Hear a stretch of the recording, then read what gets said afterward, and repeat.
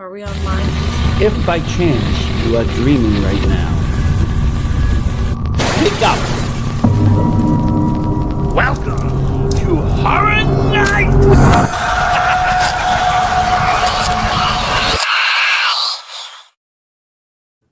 Welcome everybody to Horror Nights. We got a very special episode tonight coming to you live Sunday night. You know, I love to talk horror. You know, I talked horror all weekend last weekend when I was at Monster Mania. You know, just waiting in line, talking to other horror aficionados, I'll say. And tonight, the demon herself brought me one to talk to, and I heard nothing but great things about Gino Lyons. Welcome to Horror Nights. Thank you for having me. How you doing tonight? I'm doing just fantastic. How about yourself? Doing good, getting ready for another week and then another con at the end of the week. That's the beauty of it. I got two same cons here. this month. Yeah, we'll be heading out to Horror Hound in Ohio, in Cincinnati, Ohio next weekend together. So that'll be really fun. We're not going together, but we'll both be there at the same time. We're going to hang out there. So any big? Who are the headliners out there? Robert Englund, Cassandra Peterson. Who else? I got Matt Lillard and a bunch of the people from Scream, which are usually have insane lines at any of these cons. Well, they're doing the 30-year anniversary. Is going to be there, and Tom Atkins, Nancy Loomis from the original Halloween. She doesn't do a lot of public appearances, and she lives on the West Coast, so kind of a big deal for her to come all the way out to that's Ohio. A good one. Yeah. No, we got well, they just announced Robert Englund coming in Monster Mania, and to be honest, it was sold out within like seconds to VIP passes and stuff. Absolutely. And impossible. I learned a long time ago about Robert. It's better just to order from his website. Send in what you got. It comes in. You don't have to wait with the lines. You don't have to do all that. If you happen to be at a con with him there and you take a photo op or a pro photo, cool, but the lines are just obscene. Insane. Yeah, it's a rough one. It's like it's like meeting like Bruce too. Bruce is the same. Bruce Campbell. Any of these people. I got lucky to meet Bruce Campbell at a comic con in Ohio, in Cleveland, Ohio. We have what's called Fan Expo, and he happened to be there, and I got to meet him with my little daughter at the time. She's very spooky. She scared Bruce Campbell. It's one of my favorite stories.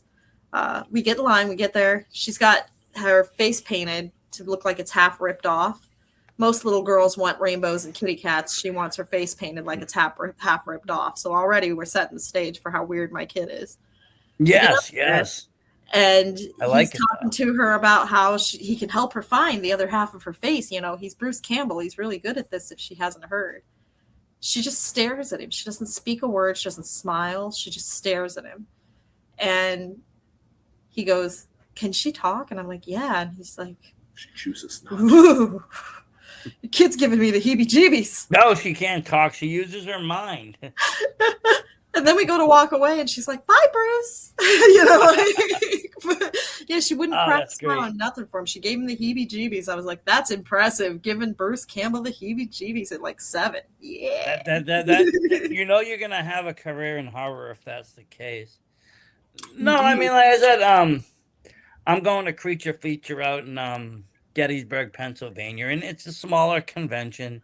But I went to Creature Feature last November in a different part of Pennsylvania. And honestly, I was really impressed with the con itself because, while it was a smaller con, it had a good amount of guests. And on that one, they had, I'll praise them for their photo ops. Their photo ops are amazing. So, like, they have really good green screens and everybody's in character. So, like, it was like I did Chop Top and the Hitchhiker from Texas Chainsaw. Awesome. They were in character.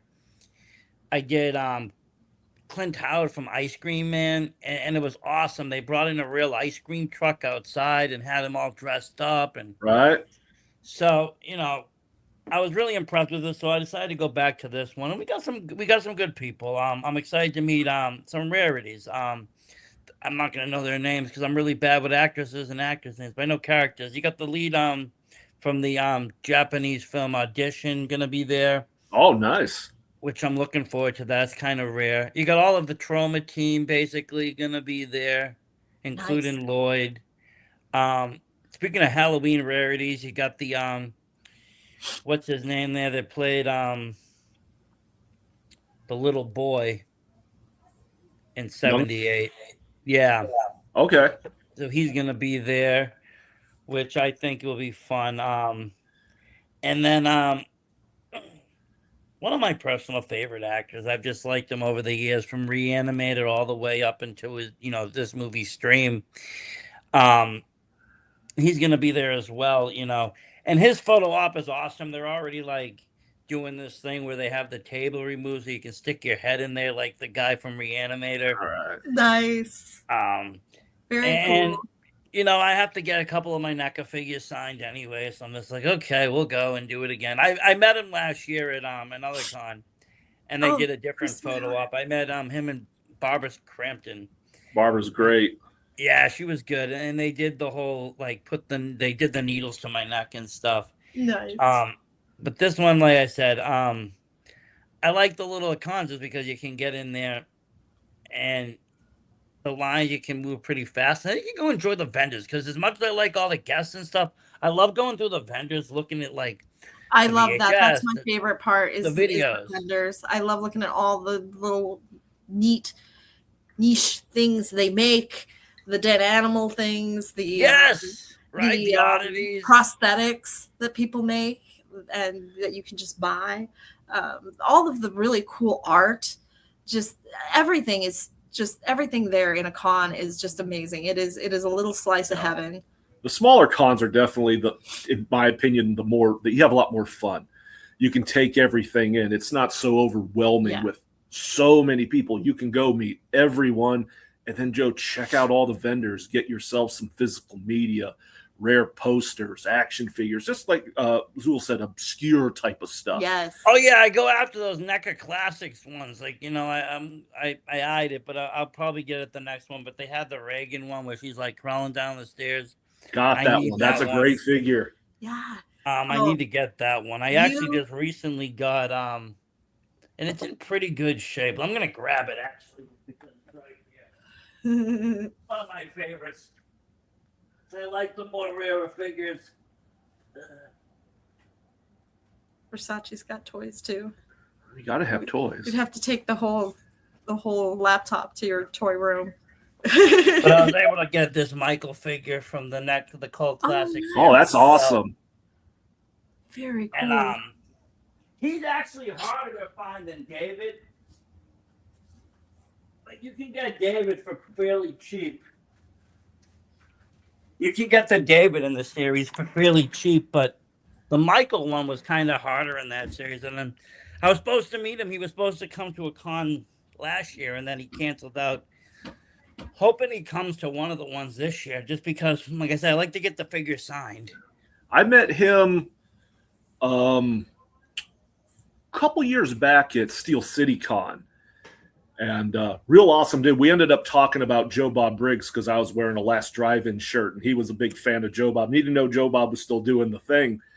And so that was just a lot of fun talking to him just about horror. He's a fan too. So definitely an awesome dude if you get a chance to meet him. No, it is, and even like I said, I look forward to just seeing some of these guys multiple times, because the last time I saw Jeffrey Combs, me and him sat and talked for a good because his line wasn't that busy at the time. I was a little early on a Friday. We had time to talk about some of his other films. One of my favorite films that he's done is actually Would You Rather. He plays this sadistic kind of house dude. And it's a really good story with a really kind of fucked ending, and I like that. But he played a really good character in that. And so we got time to talk about it. So I look forward to seeing these guys again, sit and talk. And even when I went to the one last year, the cinematographer from Texas Chainsaw was there. John Duggan was there. They were just sitting there, and you could just pick their brains and talk. And everybody's really down to earth at the horror cons. Yeah. I mean, I've had some very cool. I've had some incidences where people are a little bit, I don't know, I was at the VIP party last what was it? Last week, yeah, last Friday. And it said it in there. It's like guests, and you might be able to take photos, whatever you want to do, and so forth. So, they had these 2 cakes. One was a Pennywise cake, one was the Monster Mania cake, and they had different celebrities coming out to cut the cake. They had, Dustin Faith, the stunt double that basically did a lot of the work, and the Derry show come out and do cut the Pennywise cake, and they had Edwin Furlong come out to cut the Monster Mania cake. Edwin comes out, he's cutting the cake, having a good time talking. Another fan walks in, hey, take a picture. Cool. I said, hey, Edwin, how you doing? Cool. He's like, hey, what's up, man? Can I get a picture? Yeah, sure, definitely. I go pull out my phone like this. Boom. Instantaneously, his booker comes in, pushes me out the way, kind of, gets in between us, and like he's not doing that himself, and just walks him out of the room. And I was just sitting there like, what the happened? Damn. And I was like, and someone else was like, that's rude. And I'm like, you're telling me that's rude. Wow. And I used the movie quote. I was like, that dude's a bigger dick than Todd. The only rude encounter I ever had was with Jason Mewes, unfortunately. He looks rude. I encountered him at a con. It was before there was a crowd, so there was nobody at his table. I also went over and talked to Jeff Anderson, and I walked over to talk to Jason Mewes for just a minute. First of all, he was in like dirty sweatpants with matted hair, and he looked like he was probably not doing well. But I talked to him for like 2 seconds, and he was like, I don't have time for this. I have a photo op. And I'm like, all right, dude. You also need a shower before a photo op. You know what? I heard and I just noticed like the comedy people aren't as nice as the horror people. They just aren't. Yeah. Like even Chevy Chase, I heard, is a freaking asshole to like me. I fucking love Silent Bob and Jay, and so I was so disappointed. My soul was crushed. I hear that a lot about yes, because actors. What we see, you gotta remember, nice. What we see on cinema are just characters. They're not the actual people. There's people behind these characters that some of them aren't so nice. Yeah, I've heard that a lot about comedic actors. I don't know if it's the pressure of having to be funny, but a lot of them can be complete dicks. That's, I think, one of the reasons why today people still praise John Candy, because he was nothing but like nice to everyone. But like you hear so many about like you brought up Chevy Chase. I was at a con he was at. I didn't go meet him, but people were like, you go to get his autograph, and he wouldn't even like look up at you. Like you put the picture, he'd sign it. I mean, bring the next one, just sign it. And it's like, all right, man, a little eye contact. They ain't asking a lot.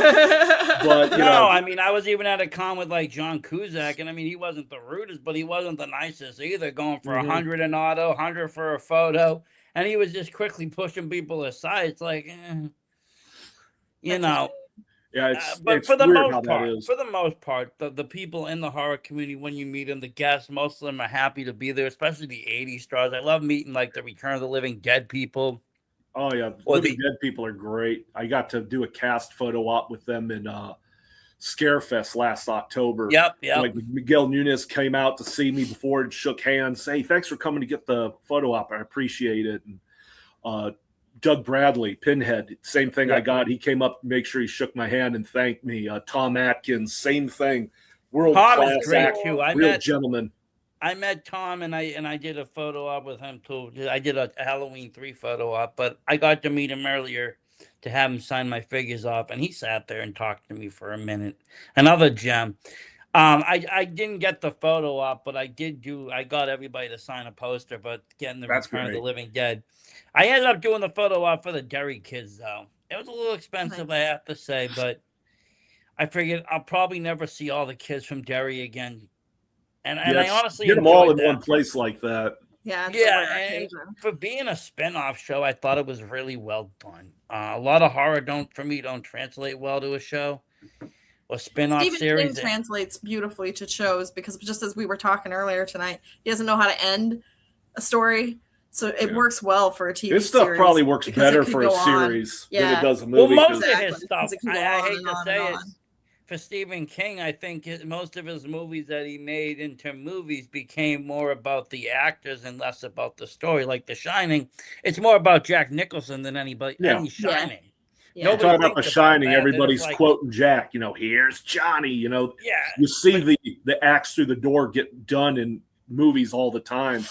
But if you go to watch his TV series that he made later on, it was a totally different vibe to that. And same thing with the Doctor Sleep, which Stephen King actually liked that one. It was done very well in both instances. Really well done. Will say it translates well to movies, but it's always abbreviated when you do a Stephen King translation to movie. It's so abbreviated. Oh, it is, because it shows. When they do a series, they're able to flesh it out better and really get into the meat and potatoes of the story the way Stephen King wrote it. And so, yeah, he does well for series. So, like when you're talking about the Derry Kids, that's Derry was well done because it is a series and it explores that Stephen King universe really well. Yeah, it was able to show I'm sorry, I was just reading comments. I know, I just like to read them sometimes, but in case there's anything worthwhile, sometimes it's worthwhile. Sometimes. Once in a while. No, but that's the thing about, the Stephen King, and I grew up watching Stephen King because a lot of his stuff that was on TV, I could get away with watching because it wasn't gory or bloody. Things like The Langoliers and other movies that were adapted of his that were made for TV. And even when I watched the first It, I didn't realize that it was actually, a TV thing. I thought it was just, a really long-ass movie because I got it from the video store. And it came in 2 VHSs. Only a few things came in 2 VHSs. That, WrestleMania 4, yep, and like a few other things. And so I just figured it was a long movie. But that's another one that I thought they did very well. Even the remakes of it were done very well, even though it has a lot more CGI. And I think we talked about that. The original It terrifies me. The new It doesn't really scare me that much. And that's coming from a clown phobe. So like I said, Tim Curry did it just by facial structure and looks, and I think they absolutely relied a lot horrifying. On the absolutely terrifying as Pennywise. Yeah, you can't beat him. But it's funny though. Even though I've always been into horror like all my life growing up, I've only just started going to cons last year. I've always been into, like I said, different things. Like I said, horror's been one of my favorite genres to watch, but I didn't realize there was such a fandom for it. I didn't realize it was an independent fandom. I didn't realize much about anything. I was kind of naive in things. I would see expos and cons, but I would see them for, like, comics and stuff. So I just figured it was for, like, Marvel movies. Oh, there's cons for everything. There's cons for furries. So there's cons for everything. Back in 21, I got in really deep into independent wrestling in my area, so I started doing the whole wrestling scene. I met a lot of great people in that, and one of them, has made horror movies and was telling me about, you got to check out this con, got to check out this con, got to check out this con. And it's funny you mentioned Bob Briggs there because he was actually the first celeb I met. I went to a meet and greet with him and what's her name there? Now I'm going to forget it. Darcy? Yeah. They were doing a watch-along live with Bubba Hotep and... neat. Some high school girls filming. High school music film, I don't know. But I didn't stay for the second. I stayed for the Bubba Hotep, and he talked in the beginning, did, his signing after. It was really cool because I had only seen him on Shudder. Flicking late at night trying to find something to watch. And seeing him live in the flesh was like cool. And I never knew anything, like I said.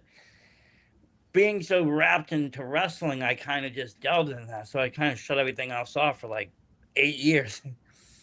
But meeting that was able to like get me into going to smaller conventions and then getting me to go to like video and film festivals and bigger cons and meeting more and kind of going after things. And then, it got me into wanting to talk with people.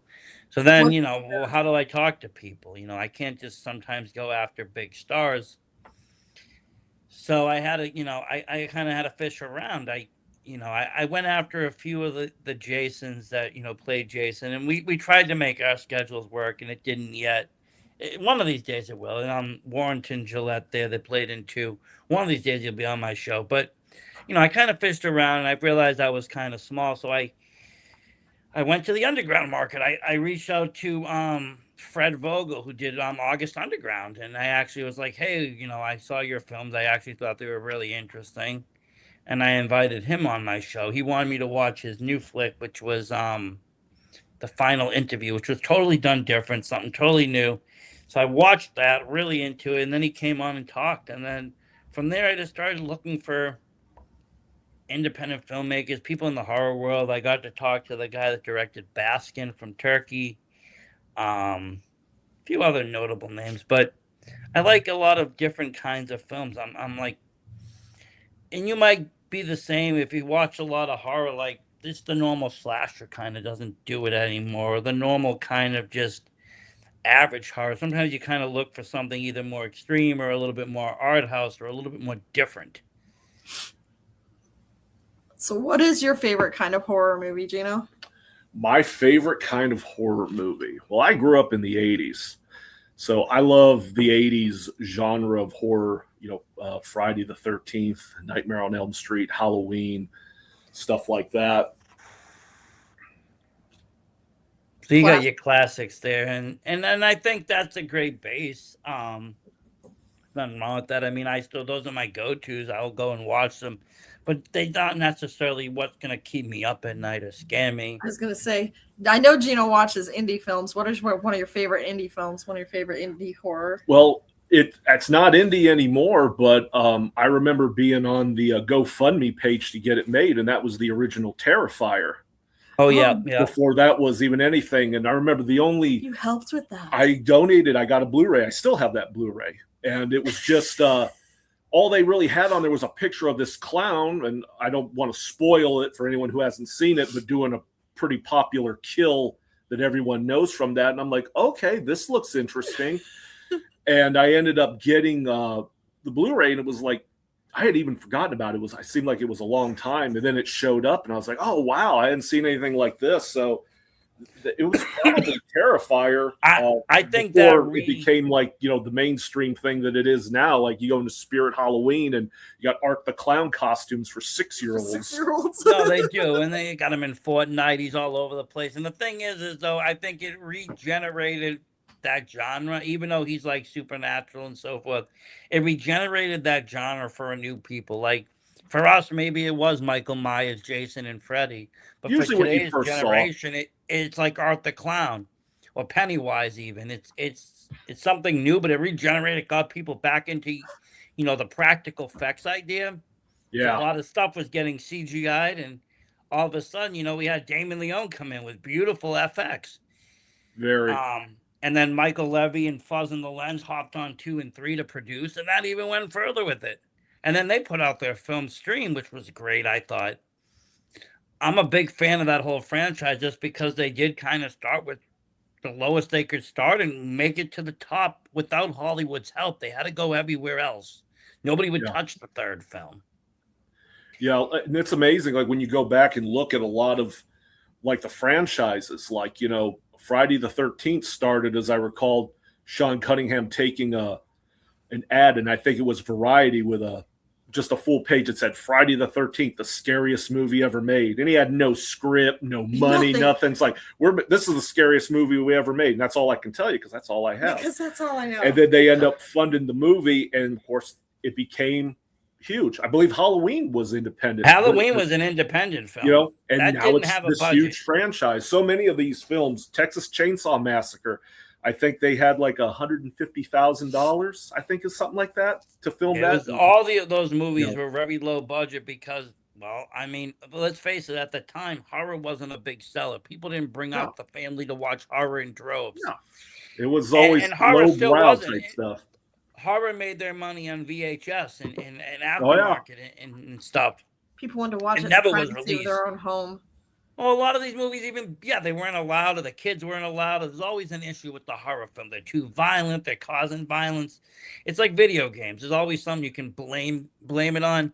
I get it now. I go into school, be like, there'll be an issue with my kid, and they'll be like, "Oh, you let him watch a horror, didn't you?" I'm like, "No, and even if not today.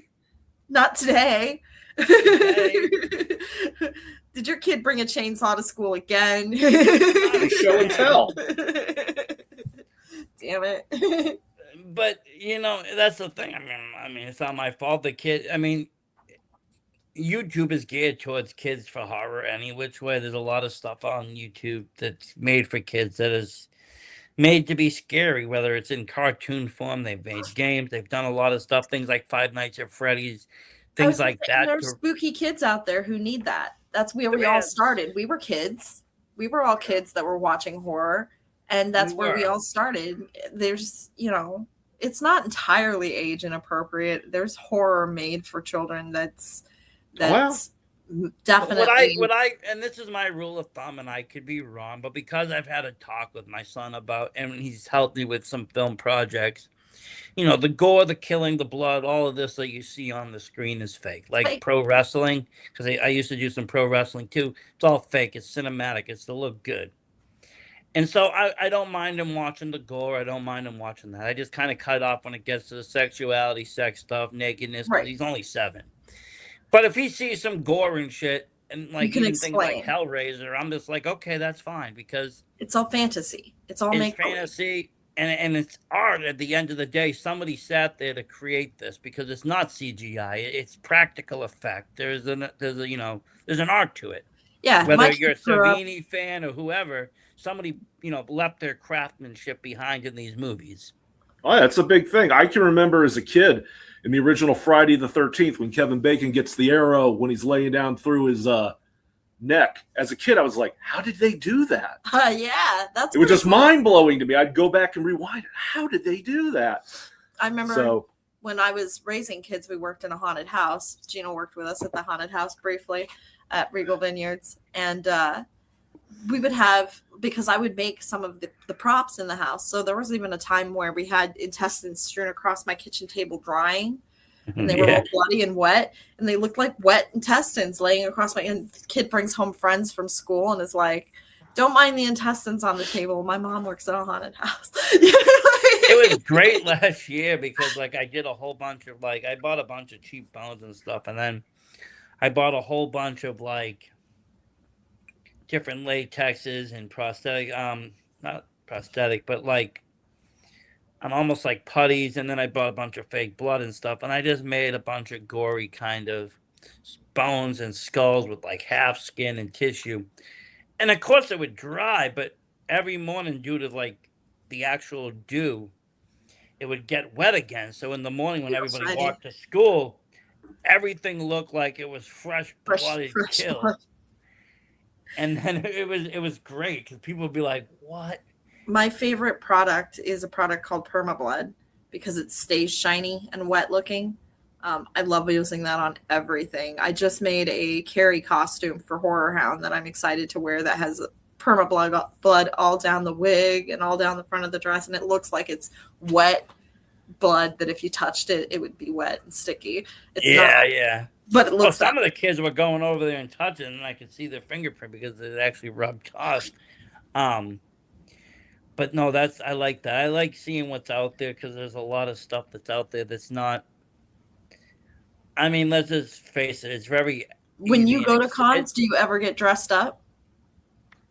I have not yet because when I do the photos, I figure I just be myself. But I have costumes. I have other stuff. It's most of the time I'm still in the stage of I'm trying to get people's autographs and running around like a madman. Did you used to dress up when you went to cons? I dressed up twice at cons. I met Ernie Hudson from Ghostbusters, and I wore full Ghostbuster suit, pack, trap, everything. Nice. And I just did Horror Realm in Pittsburgh, and they had a Silent Night, Deadly Night reunion. And they had the Santa from 1 and 2 and Tara Buckman, who played the mother, and they did a photo op in the Santa Claus costumes, and I brought a Santa Claus costume with an axe and took a picture nice. with them. So That's that was sweet. a lot of fun. That's cool. Those are the only 2 times I've ever dressed up at a con doing something. I feel weird. Like, I feel weird. I mean, I don't mind walking around. I guess when I get more comfortable and I don't have to do a bunch of things, and like I can kind of just enjoy the con for the atmosphere rather than having to get guests. But I feel like it's weird if I'm going to go and take a photo with someone, I'm wearing a mask. It's like, well, that could be anybody. I'm meeting Cassandra Peterson this weekend. She's nice. This next weekend. I can't wait. I'm so excited. And because I'm part of the Gorgeous Girls troupe, I'm expected to wear a costume, of course. So I think that I will probably be dressed as Elvira because that's the closest thing I have to a Elvira costume. I'll be dressed as Morticia, which is the closest thing I have to an Elvira costume. Or I will if I say can borrow the wig from nice. somebody, I might be able to pull off an Elvira. That'll be fun, though. I'm excited. I can't wait to meet her. No, she's very nice. I kind of got shafted, but she's a very nice person. Like, how'd you get shafted? Well, it wasn't her fault. So I met her last year at one of the horror conventions we went to. Where did we go? It was in it was TerraCon. And so TerraCon had a thing where you could actually pre-purchase autographs, which was really awesome because then you could plan for months kind of what you wanted to buy and get it paid for and not have to worry about, which I'm all about being ahead. So I was able to slowly, over the weeks, purchase everybody's autographs that I wanted up front. And then if I have to pay extra for, photos at the booth, you can always add on. And so I bought hers, and she was one of them. And when we got there, all of a sudden her handler was like, they're not accepting the pre-order ticket, so we don't know what we're going to do. We're going to end up having to at some point refund the customer, and they'll have to just come back in line and get the photo. We'll give them the money, and they can come back in or get the because they paid for it. Oh. Okay. So I'm like, when should this happen? So I'm VIP. I'm trying to wait. They're like, well, come back in like an hour. Sure. So I got kind of busy. We went off and ate. I watched a couple of panels.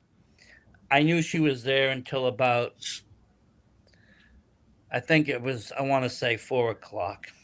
Or no, she was there till, I want to say 4 o'clock. So it's like 3:40. So I go downstairs. I'm like, okay. End of the line. I have already the paid for. They should have it set by now. I can VIP Express line it. Let me go. I get down there and they're packing up and ready and they're leaving. And I'm just like, I go over there and like, what's going on? They're like, she's leaving. And I'm just like, but it's not time yet. And they're like, yeah, well, you can come back tomorrow. And I'm like, dude, I'm only here one day. I was supposed to meet Annabelle the next day and go to Maine. And so I was like, I'm not going to be around. And they were like, there's nothing we can do. She's already packed up. And then we had the tornado warning. So everybody got sheltered in place. And I ended up left. But so I wouldn't say she shouted. I'd say it's more the handlers. And I think that's the general consensus of things. A lot of the times it's when they have these people that they're booking agents or whoever's working with them at the con, sometimes it's their rules over the actual stars. Yeah, because the star might not mind, honestly. No, they don't. Like I said, Edwin Furlong was all for taking the photo with me. He didn't give a shit. But they limit it because they got the handlers. The other guy wants to make his $30 how much money they're losing out on by letting because he makes $20. Star just do what he wants. Exactly. I mean, if they're at the booth and I take a photo and it's $60, the handler's making $20. So it's like, why is he going to let come back tomorrow? Yeah. Yep. So I didn't get the autograph. I didn't get to see her, but bless your heart for being so mellow about it, because I think I might have been mad. I think I would have been mad about that. There was nothing I could do. I mean, I told my friend, hey, if you're coming here tomorrow, because he did the panels, you can take my ticket and go get me the autograph. But and he didn't end up being able to do that, so I kind of just totally lost. But yeah, I mean, sometimes it's a bummer. It was more of a bummer just because I wanted to meet the person. I got to like I said, I talked to her. She was very nice. I was there. She wasn't packing up. They were packing up, and she was just kind of talking. She was like, "Oh, I can't." And I was like, I've already paid. You can just take anything on the table and literally sign it. Here's my ticket. And they just wouldn't scan it. And it's like, anything. Doesn't even matter. It could be any 8x10. Anything at all. Sign a piece of notebook paper. I don't care. But again, like I said, it wasn't her issue. Yeah, I ran into a similar issue. Me and a buddy of mine, we went down to Joe Bob's Drive-In Jamboree down in Memphis, and we had gotten Joe Bob's autograph, and we were going to get Darcy's. And then, like, whoever, like, is working the security or whatever, the handlers said, oh, no, we're cutting the line off right here. No more autographs from Darcy. You can get her autograph at the drive-in. Okay, so no problem. We're going there. We go to the drive-in, all of a sudden, they're like, oh, wait, now it's like $60. Oh. And it was like, wait, that was included with the ticket. And they're like, oh, no, it's $60. And I'm like, I know what you're doing. You're pocketing that money. So I just said, screw it. I'll see Darcy at another con, which I did. And I had the poster from the convention, the Drive-In Jamboree. And she saw that Joe Bob signed it. And she's like, why didn't you get me to sign it there? And I told her the story, and she was shocked to hear that. Yeah. And I said, I figured that's what was going on. And I was like, I'll see her at another con somewhere. And then she happily signed the poster for me. But yeah, I know how that can be. It's a shame. It is. It doesn't happen often, but it shows you kind of the greed side of things. And it's like the kind of one side of anything you never want to see. Yeah. People got to make their money, though. And these cons, that's what they're there for. They're there to make money. Well, it's in the word. It's called con. They're conning us. Mm-hmm. They're taking extra money. I know, like, I haven't been in it long, so I don't know pricing. But even from people that I know that have gone over, like, the last 10, 15 years, they used to spend like $20 to $40 like an actor, and now they're at like $100 a person. Yeah. My first con was in 2012, and everybody that was there, like Gunnar Hansen, Marilyn Burns, Danielle Harris, Tyler Main, Elvira. Elvira was the most expensive at $25 for a picture and an autograph. Everybody else was $20. For a picture. That's crazy, even for like Gunnar Hansen. Like, to think about that's a great deal. But yeah, I think back then, back in 2012, it's like, yeah, no way you're getting anything like that now. Yeah, that ain't happening no more. In the 80s. Yeah, I think most cons, I think the average, like your photo op and a selfie combo, is going to be $50 to $60 on average. Depending for those. Yeah, between 60 and 100. It depends on who you got. 80. Yeah, if you get somebody bigger, I think at Scarefest, like Robert Englund, I think it was like 120 or 140. Yeah, I could see that though. And I know there was one guy that said he stood in line for 17 hours to meet Robert Englund, and he got cut off right at the end. Like, that's the end of it. 17 hours. Well, that's because Robert sits and talks to every one of his fans, and they'll talk for as long as they want, and nobody cares until, people get cut down. I got to meet recently Gatton Matiazzo. He was in Stranger Things as Dustin, and his line was just blown through the roof at Monster Mania, but I had to skip the line pass. So I went in there on Saturday. I skipped into 7th place, and I just walked right in. And they were only allowing autos only, no photos at the table. You had to buy a photo op separate, which was like another $140. And that's what they're doing with the Robert Englund too when he's coming, but they're doing it even different. They cut the VIPs up to have regular VIP and then Robert Englund only VIP. Very limited few, and only for like certain days. So everybody can maybe meet him, but nobody's guaranteed to meet him except VIP people. Because basically, you don't, because of like the photo op schedule and everything else, the time just flies. Yeah. And I don't know. I don't know if I would sit, like I said, 17, 18 hours in line to meet somebody. Like I said, at that point, I'll use their website service, send it in, have it sent back, have it authenticated. I'm happy to go. I don't need all that stress of sitting in line for a whole day. Yeah. Even the people for like Bruce Dickinson, they loved it. I did the photo op. I thought the photo would be cool. I was kind of disappointed though. You were just like standing there, like, I'm just like, you can't even like rock out or anything, nothing. I'm just like, anything. Damn it. How many autographs do you think you have, Gino? Oh God, I wouldn't even know how to guess. I'd probably have 200, maybe more. Yeah, If they add up fast, right? Yeah, I started going in 2012, and I go to, I don't know, probably 4 a year. And some of them are multiple autographs from people that I've met multiple times. But I mean, I have them on my wall. I have a photo album with them. You've met Danielle Harris. She's one of your favorites. My favorite Scream I want to Queen. meet Danielle Harris. Met her how many times? I've met Danielle probably 6, 8 times. Always a sweetheart every time I've ever met her. I actually just picked up a Halloween 4 2-pack with, and it has her as like the little girl, and I want to get her to sign that. That's actually one of my favorite Halloween movies. Mine too. I think that's great. But she's one of those actresses that I think made that movie, but also was great to see her cameo in like other Halloween movies as we went along. Yeah, I think she did some stuff in Rob's films and some of the others. Yeah, the people at cons, I think I'll always go and just like, I was talking to my buddy the other day that I'll always go and just say hi or go and get some. Like Linnea Quigley, I love meeting her. She's just super nice all the time. Even Math House there from, he was in Jason and Return of the Living Dead. He's really nice too. Always just very personable. And these people, like, they do actually like kind of remember you in a way. It's sometimes because if you bring up like, oh, I saw you at this con, they'll be like, oh yeah, and they'll at least remember the con.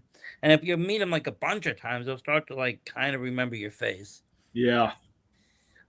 It's interesting. The twins, aren't they familiar with you to where they just know you by name now? Yeah, the Sasa sisters, and I only met them in person a couple of times, but I became friends with them on Facebook. And I'm not saying I'm friends with them, but they're always nice to me and always remember me. Same thing with Danielle; she always remembers me, and a lot of the people that I've met multiple times seem to remember me, which I'm flattered because I know they meet a lot of people. It's like I stuck out, and it seems like in a good way. They're not like, "Oh, it's you." No, they didn't have security. They didn't have security pulling you away, so that's right. Security, that guy's back again. No, I love the whole idea though of cons, and I'm super excited because of like being shown it, because I think it's a great way to meet other fans that. Let's face it, we love horror movies, but no one can go to like the movies and hang out. You go to the movie to see a movie. There's no place to really hang out. I mean, you could hang out in the lobby, but it would be really weird. Okay, you want to talk about pricey? Forget about photo ops. The popcorn will cost more than the photo op and signature combo. Right.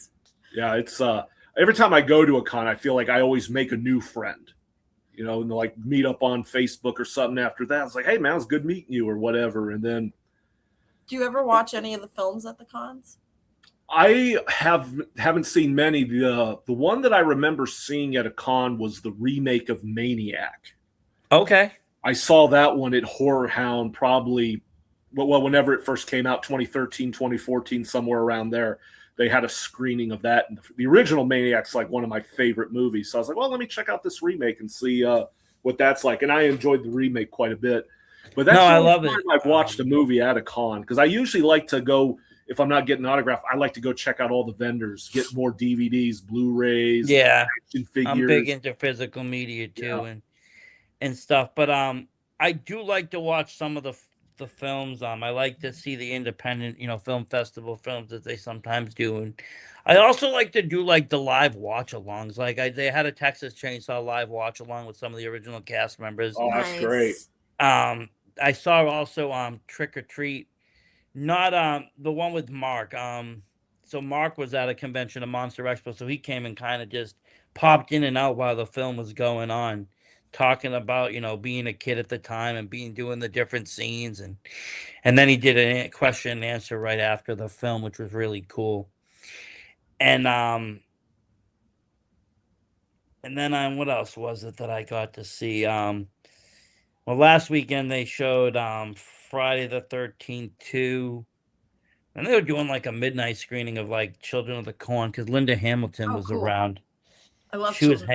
Linda was hanging around there. I do wish I met her, but her line was kind of crazy, so I was like, eh. Yeah, like if I can find a film that they're showing with cast or with a question and answer or with somebody kind of like guiding it or part of the film, I'd rather do that. Sometimes if I just need a place to sit and chill, We were I'll go just into like talking about the movie Donnie room. Darko. Somebody I like needs to Donnie do. Darko. Somebody needs to do a showing of Donnie Darko where the director explains what the fuck is going on. I don't think he knows, man. I don't think Donnie knows. I don't think the director knew what was going on. If anybody's out there who knows what the hell's going on in Donnie Darko, I mean, I know what the film. I mean, that was one of my favorite films because I watched the movie. It was one of those movies I watched that I got from like, you know, you mentioned y'all worked at Blockbuster, as you know, Zul, I worked there too, and it was one of those movies that kind of popped out, and I was like, okay, Blockbuster too. I'm gonna take this home. It's a screener, and I'm like, what the fuck did I just watch? And then it came out, and I'm like, okay, let me rent it again and see if I can understand it. And it's like, nope. And you know, they don't really have the commentaries back in the day like they do today, so it's like, well, you know, Blu-ray DVDs are coming out. Watch okay, it 4 or 5 times, try and figure it out. Yeah, I'm like, okay, what happened again? How did that? Oh, wait, what? Back then, you didn't even have internet either, so it's like you can't even like get on like Reddit or on some message board where people are discussing it. You just kind of like have to figure. Have to walk around, okay, for a week, going, "What did I just watch?" Yeah, it's kind of like when Requiem for a Dream popped up. I was just oh like, my okay, god, this is on, and like that one fucked me up. That one fucked me up. It was, but in a good way. It will make you not want to do drugs. Definitely changed my opinion on doing drugs. Yeah, like it's just the downfall of, or even addiction. It's a great movie for addiction. It does what Megan is missing for like online fucking around. It does for like people fucking around with substance. And there's no good glorified ending. There's no Scarface ending. You're probably not going to go out in a gun blazing glory, and you're not going out with $1 million. Heroin movie, but it's pretty. Yeah, but a lot of movies they glorify the drugs and everything. People get rich, and people got nice swag and clothes, and yeah, the kids in that movie. Trainspotting because it's so fucking weird. It's just they made a little money in that movie, but you see how fast that money was taken away when they got robbed, and that's the reality of it. Most likely, you're gonna get robbed by a bigger fish. As soon as you make a name for yourself, somebody's coming after you, and it's not a good world to be in, and it's not fun. It's not going to end well. No, yeah. That movie. All I can remember is the ending of it. Ass to ass. Oh yeah. Ass. If you had the unrated version, by the ending. I had the director's unrated DVD, and so they didn't edit anything. It was just wild, and you're just like, again, it's 2001, so it's like. You're not really used to seeing that kind of stuff on a mainstream DVD release. It was really messed up. I wasn't expecting that. You know, it's not your typical family night at Blockbuster. Hey, take this home and watch it with the kids kind of recommendation. Make it a Blockbuster night. Yeah, no, not with that one. Checking the warning on the label. I think it did. It might have. I don't know. Because then when you played it, it had the dude from, at the time, I only knew him from the dude from Happy Gilmore. So I'm like, well, how bad can it be? I'm like, it's got to be a comedy. I've only seen him in comedy movies. Somebody said they would like to see somebody do some documentation on the Mansfield Reformatory Blair Witch Project style. That would be cool. The Mansfield Reformatory is really dope. It is a really cool place. They did do a movie in there. They did The Green Mile. Is that yours? Is that your way? Yeah, the Mansfield Reformatory is out our way. Yeah, it's haunted. Still up and standing? It's standing. I had an uncle who did time there. Solid structure. So beautiful building. Definitely haunted. Very spooky vibes inside. It's definitely a really cool building. They filmed The Green Mile in it. I think it was Shawshank Redemption. Shawshank Redemption. Yeah. Not okay. Shawshank Redemption was the one that they filmed in there. I knew it was one of the Stephen King based. Yeah. Yeah. No, that's cool. Interesting. I don't know what a permit would cost. I guess that would have to be something that would be permitted out, right? Probably. I know they do guided tours there, and I think they do stuff for Halloween there. Yeah. So, I mean, you probably can get some. I'm sure they've gotten requests for it. What it would cost, who knows? I mean, It all depends what you're doing, They yeah. filmed Shawshank there, so apparently they do lease it out for films. Yeah, but Shawshank had a producer with a budget. Oh, hell yeah. Yeah, you got a real movie studio coming in there. Yeah, they can do that. But if you're just like if I go in fan and I or say, an hey, I need to independent rent person, it you out ain't for got a money day, like they're gonna that be to burn. like, no. get lost, kid. Go home. Okay, go to the library. Film at the library. Yeah. What is your earliest horror movie memory, Gino?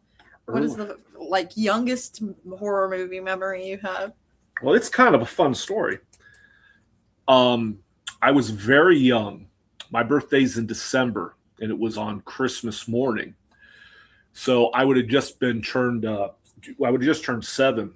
I got up in the middle of the night on Christmas morning to get a drink of water, and I saw Santa Claus had come. So I had to let everybody in the house know that. So then everybody gets up, and everybody's like a zombie, and I'm opening up my stuff. That was like the first year of Ninja Turtles, so I had like all my Ninja Turtle toys. Yeah. And then they all went back to bed. They're like, go play with your toys. We're going to bed. So it's like 3:00 in the morning or something like that. I don't remember the exact time, but we had the movie channel. And I turned to the movie channel, and that's when I first saw Joe Bob Briggs in his original show, Joe Bob's Drive-In Theater. Your first experience was Joe and Bob he was Briggs. showing the original Night of the Living Dead.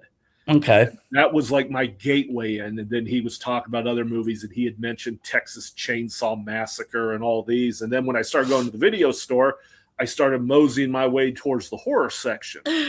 And the video store we had in this town, they used to have a thing for the older movies, 5 movies for 5 nights for $5.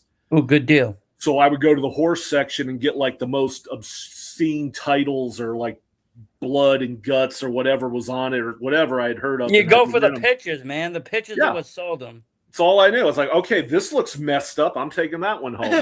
And then that's how I kind of worked in. But yeah, my first horror Christmas experience would have been Christmas of '87, watching Joe Bob's Drive-In Theater, pre-Monster Vision. So you're going way back. That's crazy. No, I get that. I've heard people say, I remember when they were at them, some people had some like old like memorabilia from his original show getting it signed. Like I said, I knew him from Shudder. My horror, like I said, started at a backstage video where I'd walk down to them, they would rent VHS videos, and my dad would get horror films all the time, and he let the guy let me get horror films. He told him, I can rent anything as long as I'm not going behind the other doors. And so as long as you don't go behind the sticky doors. Yeah, they had those back then at the little Blockbuster. We didn't have that kind of stuff. Hollywood, nothing like that. Of course, when I worked at these places, we didn't have things like that. But these other places, they had them. The mom and pop places had them. Oh, definitely. But this place had all the horror films. And like yourself, I'd see titles like Texas Chainsaw 2. I would see things like Paint Me Blood Red. I love the cover, so I'd buy it. One I actually just re-picked up, and I found a DVD company that makes like VHS bootlegs. Like they take VHS and just throw them to DVD. So I bought this movie called Ghost Town, but I actually bought it on rented on VHS because I like the cover. I remember the cover. That was a good one.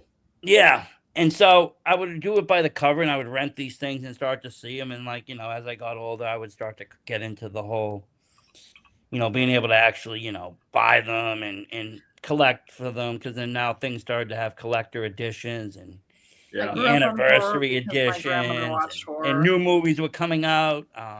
Rob Zombie's Halloween started to pop, and even before that, I really liked his House of a Thousand Corpses. I thought that was one of his greatest films. So love that movie. Great movie. Great movie. That whole vibe, I think that's where his real gold was. And so with that, like, I really fell for that. So it really got me into kind of like into a whole horror kind of scene for like a while. In the 2006s through 10s and 11s, we just would binge watch horror because Netflix had just kind of came out, and in the early Netflix days, I was telling the guy the other day, like, the early Netflix days would allow online viewing, but first of all, it was only from a computer, and B, like 90% of it was trauma videos. They were like, you could watch Poultrygeist and stuff, but they weren't good films, but it was a lot of B horror. So we ran through the horror films. And then, you know, you had the Texas remake come out. You had things like one of my favorites is The Hills Have Eyes remake. I thought was really that's done. A good one. Somebody in the comments said The Descent, and The Descent was great. It is. That was that's an underrated film. Movie. Not enough people talk about The Descent. Yes. No, so a lot of good horror started to come up, and I got into it. And then, like I said, I kind of took a break with the wrestling, got out of horror, and it's been just kind of back and forth. But both are huge passions. I grew up on horror. My grandmother was a huge horror fan, so I remember being real small and watching it, and other horror movies. She loved horror movies, and she would just let me watch them. And just like you said, she would just teach me that it's all make-believe. It's pretensies. So, see, not my dad. He would scare me and tell me like Michael Myers is going to get me later on. I'd be up all night scared shitless like that there's some killer out there. I told my kids Gino was going to get them. They probably weren't scared. What made me lucky is I didn't hit any of the demos. I didn't grow up on an Elm Street. I wasn't a babysitter. I wasn't a babysitter. I wasn't a female girl. Like I was good. I was safe. There was a time my kid one time stole from Blockbuster Video. She stole bubble tape. She hid it under her shirt. We get in the car, and I see her pulling this bubble tape out through the hood of her shirt. She's chewing on bubble tape. I'm, what did you do? So I take her back inside, and I take her to Gino, and I set her on the counter, and I'm like, she stole. You can have her. Gino just leaned in and like did his deepest Gino. We don't fucking steal that. And she was like, okay. Well, I have to say, Gino, I mean, we're almost out of time, and I feel like we barely got to talk. What I'd like to do is I'd like to invite you on again, maybe in like a week or so. Absolutely. After you go to Horror Hound and after I go to my con, and let's all reconnect again, and let's talk again about the con and see what we did and what we met and what we picked up, what we collected. The two of you would click. I knew you had to meet because I was like, there was this dude you need to meet. You need to meet Gino. And we didn't even get to touch on things like his toy room. Like, oh yeah, we're gonna get into all. Like I said, we can't do it all in an hour. We can't talk figures and collectibles all in an hour. But my goodness, even the wrestling figures, we haven't even started on that. Oh my god. Oh yeah. He's got a lot of bins of those. A whole host of wrestling figures. The whole WWE and then some. Oh yeah, and then you got the AEW figures, and then there's WCW galoobs, and there's all sorts of things you can get into. Wrestling figures are probably my first toy collection because the horror figures back in the day weren't really up to par as they are today. No, you didn't really have them produced. I think I started with the LJNs, the big rubber. I had Hogan and the Junkyard Dog and those guys. Big rubber Hulk Hogan. I also had a little Swamp Thing, little green Swamp Thing guy. But he was real little. He was like a 6-inch figure, like tiny little guy. Oh yeah. I remember him. He was one of my favorite toys. I wonder whatever happened to him. Probably worth a fortune. Probably is. Wow. Like I said, I love to have you come back. We can set up a time. We can talk about these upcoming conventions. And I love to see what we all get and what we bring and what we get. Sounds like a plan. Let's reconvene after conventions. Yeah, I love it. Well, thank you for coming on, like I said. And thank you, Zoe, for connecting because, I love to meet. Appreciate you having me. Yeah, I just knew you two had to meet in some way or another because I was like, these two are destined to like talk horror movies forever. So Definitely. Awesome. Definitely. Well, good to see you everybody at home for this special episode Sunday. If you're out there in the area, definitely check out Horror Hound, check out Creature Feature, check out some of the cons in your local area. Check out the conventions because it is a place to meet like-minded folk, buy horror fandom, support horror, and honestly be part of the show. It's a great time. Check it all out. Thank you, everybody, for watching. And as always, stay spooky. Good night. Stay creepy.